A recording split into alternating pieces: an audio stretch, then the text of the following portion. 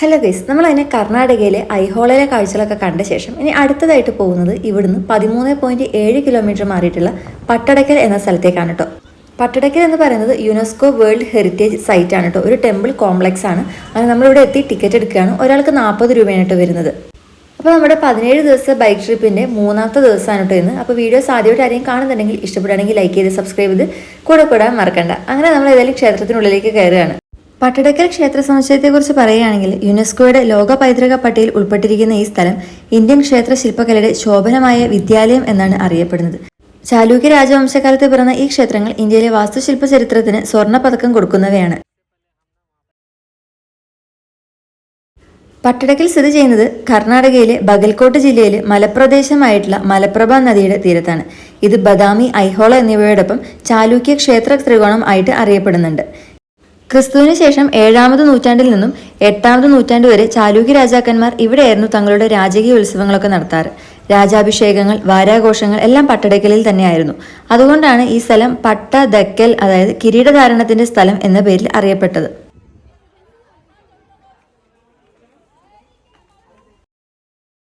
ഇവിടെ ആകെ 10 പ്രധാന ക്ഷേത്രങ്ങളാണുള്ളത്. 9 എണ്ണം ഹിന്ദു ക്ഷേത്രങ്ങളും 1 എണ്ണം ജൈന ക്ഷേത്രവുമാണ്. ഇവയിൽ ദ്രാവിഡവും നാഗരശൈലിയുമുള്ള ക്ഷേത്രങ്ങൾ ഒരുമിച്ചാണ് കാണുന്നത്.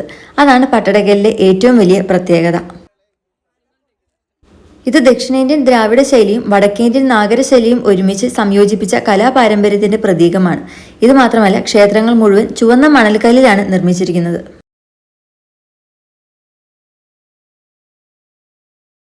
ഇനി നമുക്ക് വിരുപക്ഷ ക്ഷേത്രത്തെക്കുറിച്ച് നോക്കുകയാണെങ്കിൽ പട്ടടക്കലിലെ ഏറ്റവും പ്രശസ്തവും വലുതുമായ ക്ഷേത്രമാണ് വിരുപക്ഷ ക്ഷേത്രം.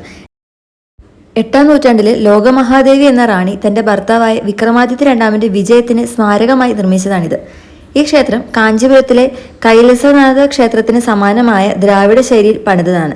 അകത്ത് ശിവലിംഗം, നൃത്തം ചെയ്യുന്ന രൂപങ്ങളായ നാടകശില്പങ്ങൾ, ആനയും കുതിരയും ദേവദേവതകളും പ്രതിഷ്ഠിച്ചിരിക്കുന്നു.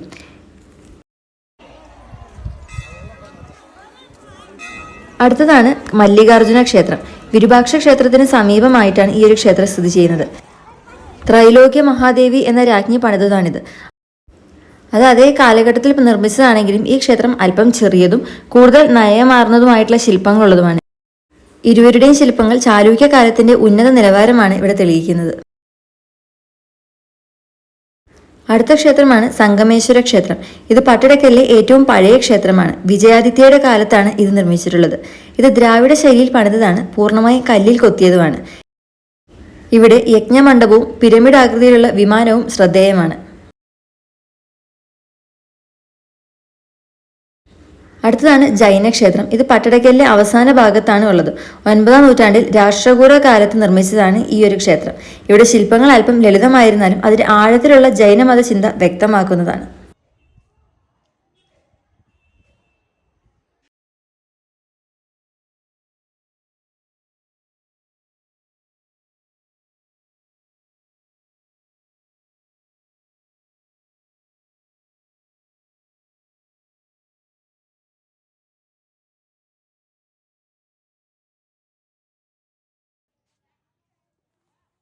ഇങ്ങോട്ട് നോക്കിയേ.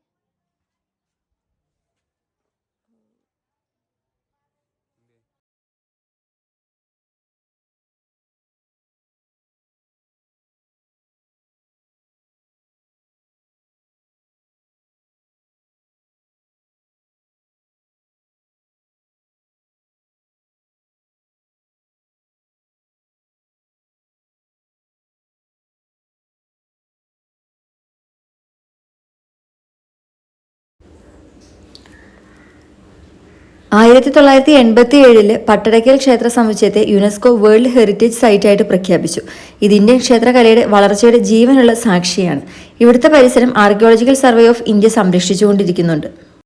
ഇവിടുത്തെ സന്ദർശന സമയം എന്ന് പറയുന്നത് രാവിലെ 6 മുതൽ വൈകിട്ട് 6 വരെയാണ്. ഒരാൾക്കുള്ള എൻട്രി ടിക്കറ്റ് എന്ന് പറയുന്നത് 40 രൂപയാണ്. സത്യം പറഞ്ഞാൽ നടന്ന് കണ്ടു മടുത്തു എന്ന് എനിക്ക് പറയാം. രാവിലെ ഒന്നും കഴിക്കാത്തതുകൊണ്ട് തന്നെ ഈ വെയിലത്ത് ഇത്രയും സ്ഥലങ്ങളൊക്കെ കണ്ടിട്ടുണ്ട്. പക്ഷേ ഇവിടെ ഒത്തിരി കാണാനുണ്ട് കേട്ടോ. നല്ല രസമുണ്ട്. ഒരു ഞായറാഴ്ച ആയതുകൊണ്ട് ഭയങ്കര തിരക്കാണ്. സ്കൂൾ കുട്ടികളാണ് അധികം ഉള്ളത്. ഞങ്ങൾ ചെന്നിട്ടുള്ളത് ഒരു ഞായറാഴ്ച ദിവസം ആയതുകൊണ്ട് തന്നെ ധാരാളം സ്കൂൾ കുട്ടികളും കോളേജ് കുട്ടികളായിട്ട് നല്ല തിരക്കായിരുന്നു ഈ ഒരു ക്ഷേത്രത്തിൽ.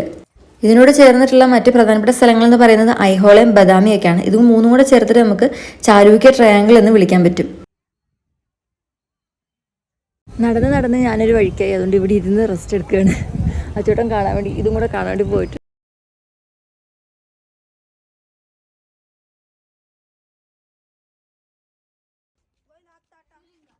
അങ്ങനെ ഉച്ച കഴിഞ്ഞപ്പോഴേക്കും നമ്മൾ പട്ടടക്കയിലെ കാഴ്ചകളൊക്കെ കണ്ടു കഴിഞ്ഞു. നല്ല വെയിലുള്ള സമയത്ത് നന്നായിട്ട് വിശക്കുന്നുമുണ്ട്.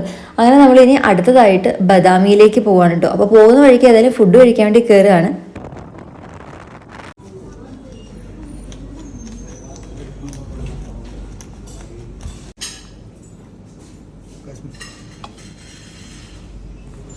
അപ്പോൾ നമ്മൾ ഫുഡായിട്ട് ഓർഡർ ചെയ്തിട്ടുണ്ടായിരുന്നത് ക്രീം ഓഫ് മഷ്റൂം സൂപ്പും പിന്നെ കാശ്മീരി പുലാവും പിന്നെ പനീർ കുൽച്ചി എന്നുള്ളൊരു ഐറ്റവും ഞാനൊക്കെ ആയിരുന്നു കേട്ടോ.